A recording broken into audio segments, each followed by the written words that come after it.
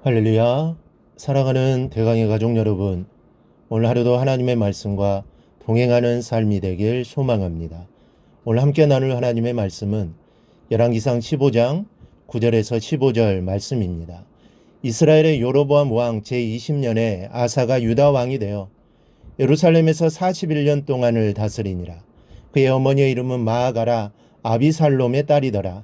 아사가 그의 조상 다윗같이 여호와 보시기에 정직하게 행하여 남색하는 자를 그 땅에서 쫓아내고 그의 조상들이 지은 모든 우상을 없애고 또 그의 어머니 마아가가 혐오스러운 아세라상을 만들었으므로 태우의 일을 폐하고 그 우상을 찍어 기드론 시냇가에서 불살랐으나 다만 산당은 없애지 아니하니라.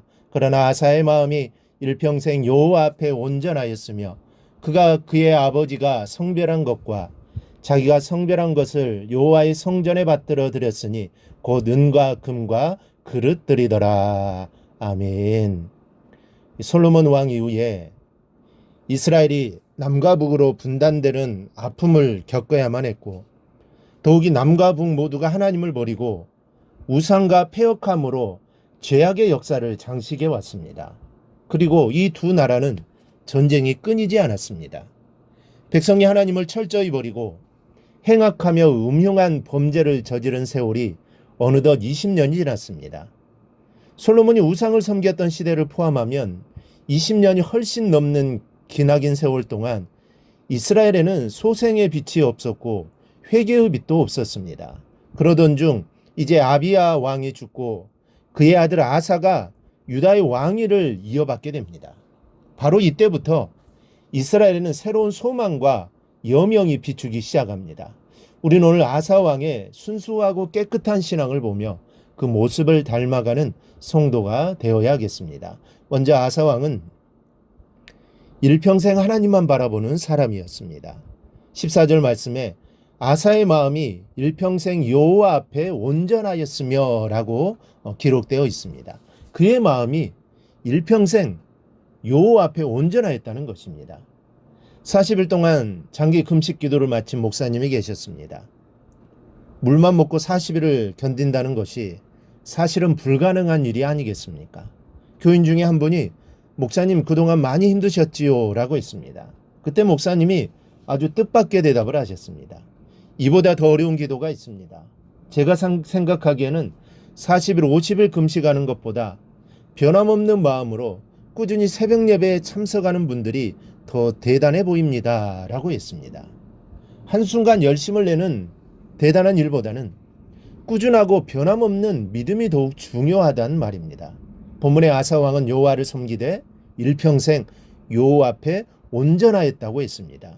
일편단심으로 변함없는 믿음을 소유하는 것, 이것은 천하보다 귀한 신앙이 아닐 수 없습니다. 그래서 바울 사도는 에베소서 맨 마지막 장 마지막 절에서 이런 말씀을 합니다. 우리 주 예수 그리스도를 변함없이 사랑하는 모든 자에게 은혜가 있을지어다. 이 말씀은 모든 성도들이 그리스도를 변함없이 사랑하기를 바란다는 뜻이기도 합니다. 유다는 지금까지 소망이 없었습니다. 솔로몬의 범죄로 인해 나라가 둘로 나뉘어졌습니다. 그리고 그 아들도 하나님 앞에 죄를 짓고 살았습니다. 그런데 이렇게 우상과 음란과 악독함으로 음부 속에 헤매던 유다였으나 변함없는 신앙의 소유자 아사왕이 등장하면서 구원의 빛이 비치기 시작했던 것입니다. 우리 성도 여러분, 여러분의 인생이 어렵고 험할지라도 정말 아사왕과 같이 변함없는 믿음을 지키시기 바랍니다. 일평생 변함없는 그 믿음은 반드시 주님의 마음을 움직이고도 남음이 있을 것입니다. 이러한 변함없는 믿음으로 일평생 살아가기를 바랍니다. 또 아사왕은 공가사를 분명히 한 신앙인이었습니다.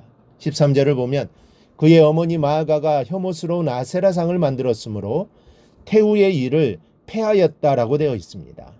여기에 태우라는 이 자기의 조모라는 학설과 자기의 어머니라는 두 가지 학설이 있습니다. 그러나 우리는 태우가 조모이든 어머니이든 상관없습니다. 문제는 아사왕이 자기의 분신처럼 섬겨야 할 태우이기도 하였으나 그녀가 아세라상을 만들어 우상을 섬겼던 죄를 물어 태우의 일을 피하는 용단을 내렸다는 것입니다. 만일 여러분이 아사왕의 처지에 놓였더라면 그 번민이 얼마나 크겠습니까?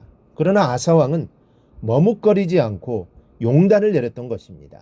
그는 용기와 신앙의 결단이 있는 왕이었습니다. 또 아사 왕은 몸소 실천하는 신앙인이었습니다. 12절에 남새 가는 자를 그 땅에서 쫓아내고 그의 조상들이 지은 모든 우상을 없앴다라고 했으며 13절에는 그 모친이 만든 아세라의 가증한 우상을 찍어서 시냇가에서 불살라 버렸다고 했습니다. 아사 왕은 우상을 몸소 제거하여 종교개혁을 일으킨 신앙의 실천자였습니다. 바로 이러한 모습이 우리가 본받아야 할 모습이기도 합니다. 근데 15절을 보면 이런 말이 있습니다.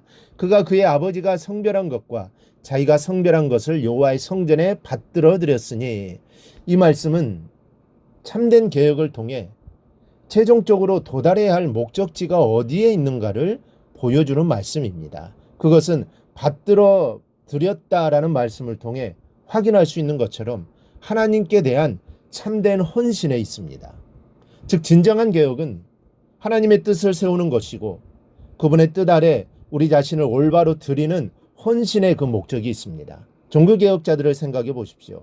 그들은 개혁을 실행하면서도 동시에 그들은 매일 기도하며 말씀을 묵상하는 등 자기의 경건을 지키기 위해 그 바쁜 와중에서도 누구보다 많은 시간을 할애했습니다. 우리는 루터가 나는 평소에 하루 2시간씩 기도하지만 바쁘고 힘겨울 때에는 하루 3시간씩 기도한다라고 말했던 것을 알 수 있습니다. 그들이 그렇게 했던 것은 다른 이들을 변화시키고 개혁시키기 위해서는 무엇보다도 자기의 경건을 지키며 하나님 앞에 자기를 헌신하는 것이 선행되어야 함을 알았기 때문입니다. 이 사실을 기억하고 우리가 늘 하나님 앞에 헌신된 모습으로 살아갈 수 있기를 바랍니다. 그래 아사 왕처럼 믿음으로 승리하는 여러분이 될 길을 주님의 이름으로 축원합니다. 오늘 묵상한 말씀을 굳게 잡고 삶으로 실천하며 살아내는 대강의 모든 성도들이 되기를 축복합니다.